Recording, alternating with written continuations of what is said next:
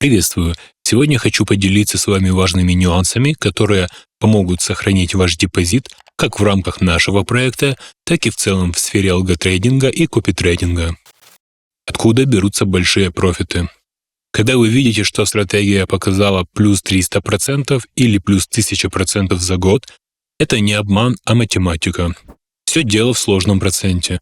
Каждое увеличение депозита в 2 раза дает больше базы для следующего роста.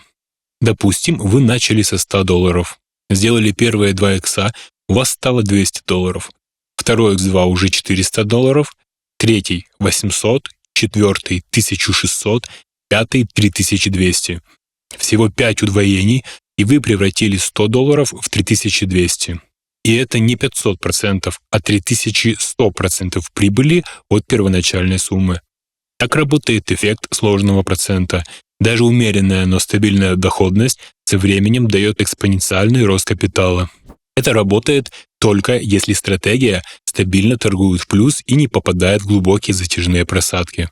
Но важно понимать, убытки тоже растут по экспоненте. Допустим, вы дошли до $3200, но после этого пошла серия убытков.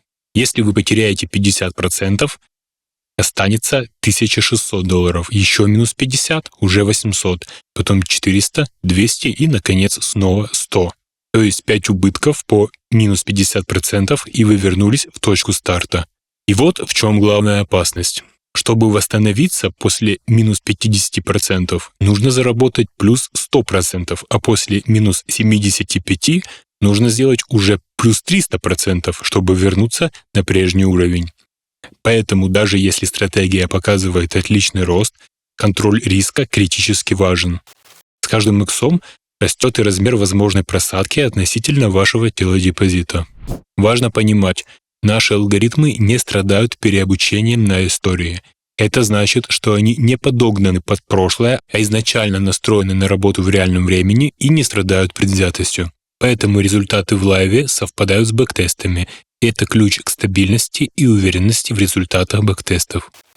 Почему многие стратегии сыпятся в реальной торговле? Большинство доходных стратегий, которые вы находите в интернете, на практике не работают. Почему? Во-первых, предвзятые расчеты индикаторов, особенно скользящих средних, искажают реальную картину. Подобной проблемой критически страдает бэктестинг на TradingView, который рисует скользящие средние, используя данные свеч, известные наперед.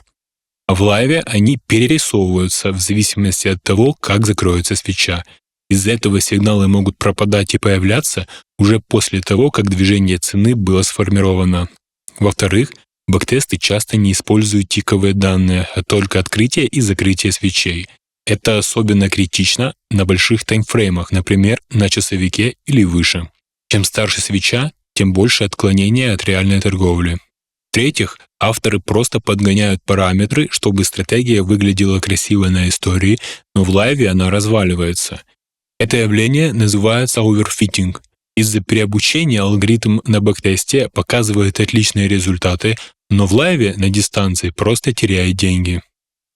Алгоритмов, которые действительно показывают такую же доходность в реальной торговле, как и на истории, крайне мало, даже у нас. Поэтому ко всем роликам, скриншотам и историям про «моя стратегия сделала 1000%» относитесь критично, до тех пор, пока вы не увидите живую торговлю на реальных деньгах. Как бы странно ни выглядела стратегия, если бэктест совпадает с лайвом и построен на длительном промежутке времени, разные рыночные фазы, волатильность, пампы, дампы — это сильный аргумент в ее пользу. Почему стратегия может быть долго в нуле? Даже хорошая стратегия может долго не приносить прибыль. Рынок может находиться в фазе, где алгоритму тяжело зарабатывать, например, медвежий рынок для лонговой стратегии. Малое количество сделок за период. Также сложный процент играет против нас. Когда доходность нестабильна, общая динамика может застрять в боковике. Как влияет точка входа? Один и тот же алгоритм даст разный результат в зависимости от того, когда вы к нему подключились. Кто-то мог зайти в ноябре прошлого года и за месяц удвоить депозит, а кто-то в феврале на проливах и получить просадку. И выйти из просадки всегда сложнее, потому что позиция уменьшается, и прибыль с нее тоже. Опять же, все из-за сложного процента. Представьте двух трейдеров, подключившихся к одному и тому же алгоритму в разное время. Первый подключился в феврале, как раз перед началом коррекции по биткоину. Алгоритм попал в череду стопов, и его депозит просел с $1000 до $700. Второй начал в ноябре, когда рынок активно рос. Всего за месяц его депозит в $1000 удвоился, стал $2000. Он попал в хороший период, когда стратегия уверенно зарабатывала. Теперь, чтобы второму заработать еще $1000, нужно всего плюс 50%. А первому, чтобы просто вернуться к исходной 1000, нужно уже плюс 43% прибыли от меньшей суммы, и это гораздо сложнее.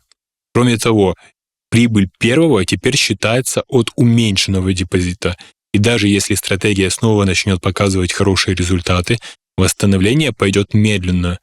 Все это результат действия сложного процента и разных точек входа. Почему не стоит докидывать депозит в процессе?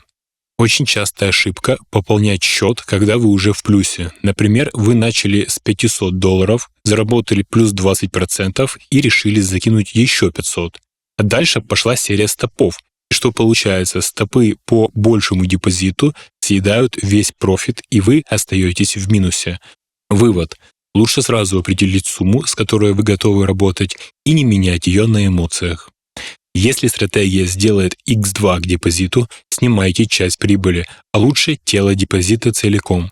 Это уменьшает психологическое давление и создает безопасность ваших личных средств. Также нужно учитывать особенности работы копитрейдинга на биржах. Так как биржа является посредником, задержка выполнения ордеров порождает следующие проблемы. Тейк-профит у подписчиков обычно на 10-15% меньше, стопы настолько же больше. Это происходит из-за задержек в копировании и проскальзывания. Плюс вы платите комиссию в размере 10% от прибыли, что тоже режет кумулятивный профит на дистанции. Если депозит небольшой, например, $200, некоторые тяжелые монеты или монеты с лимитами на минимальную маржу позиции, на разных биржах они разные, просто не будут копироваться, что тоже влияет на доходность. На разных биржах процент отклонения от позиций трейдера, которого вы копируете, разный. Накрытие позиций подписчиков почти на всех биржах происходит по маркету, из-за чего еще часть прибыли съедается на комиссиях. Хуже всего ситуация на бирже Bybit. Высокие комиссии, низкая ликвидность на многих монетах, сильное проскальзывание. Именно поэтому мы отказались от торговли там. Лучшая биржа сейчас — Binance, на втором месте по качеству копирования — Gate. Также, что немаловажно, точки входа на разных биржах могут отличаться, поскольку цены активов и, соответственно, расчеты индикаторов в моменте нередко существенно отличаются. Это приводит к расхождению сигналов иногда настолько, что на одной бирже сделка закрывается по стопу, а на другой, вследствие более выгодного входа, приносит прибыль. Учитывайте это при распределении депозита между биржами. Помните, что алготрейдинг — это не про волшебную кнопку. Это про системность, дисциплину и умение отличать реальность от красивой картинки. Будьте внимательны, тестируйте, анализируйте и, главное, не верьте на слово, пока не увидите результаты реальной торговли.